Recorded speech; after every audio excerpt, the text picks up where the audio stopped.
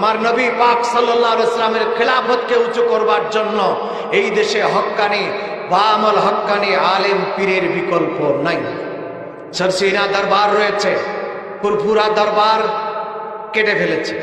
ফুরফুরা দরবার কি শেষ, কেটে দিয়েছে, ওই মাঝখান থেকে দখল করে নিয়ে গেছে। এখন আর ওখান থেকে কিছু আশা করা যায় না।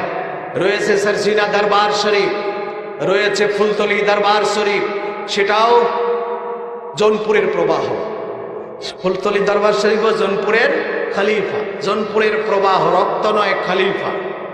রয়েছে বাংলার জমিনে এখন হক্কানি যে কয়জন পীর আছেন, তার মধ্যে এখনো বলিষ্ঠ হযরতে ওমরের মেজাজ, হযরতে ওমরের বয়স।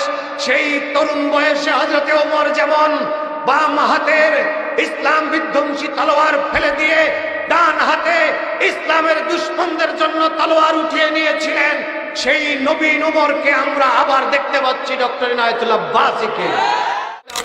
তার মাঝখানে মসনদে যাওয়ার জন্য, নবী পাকের খেলাফত আবার কায়েম করবার জন্য, খেলাফত ওমর ইবনে আব্দুল আজিজের খেলাফত কায়েম করবার জন্য, সুলতান ফাতেমা মাহমুদের খেলাফত কায়েম করবার জন্য এই জামানায় ইনায়েতুল্লাহ আব্বাসীর হাতকে আবার শক্ত করে তুলতে হবে, এর কোনো বিকল্প নাই। বাংলাদেশের জমিনে হক্কানি আলেম পীর পাওয়া খুব মুশকিল। সেই জামানায় মাওলানা কারামত আলী জৌনপুরীর ঝান্ডা আবার বাংলাদেশে হাতে নিয়েছে জৌনপুরের খানদানের নতুন সূর্য মাওলানা ইনায়েতুল্লাহ আব্বাসী দামাত বরকাতুহুল আলিয়া। তার হাতকে আমাদের শক্ত করতে হবে। আমি মনে করি এই বাংলার জমিনে মাওলানা কারামত আলী জৌনপুরীর সেই হক ও বাতিলকে পরিষ্কার করবার ঝান্ডা ডক্টর ইনায়েতুল্লাহ আব্বাসীর হাতে আল্লাহ দিয়েছেন।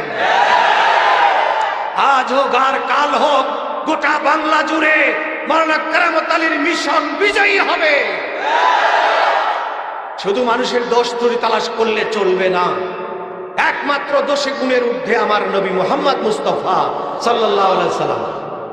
সেই জন্য একদিকে তিনি বাংলাদেশের প্রথম কাতারের যে কয়জন আলেম কিতাব বুঝবার মতো, কিতাবের খবর রাখার মতো, তার মধ্যে তিনি এক স্টার।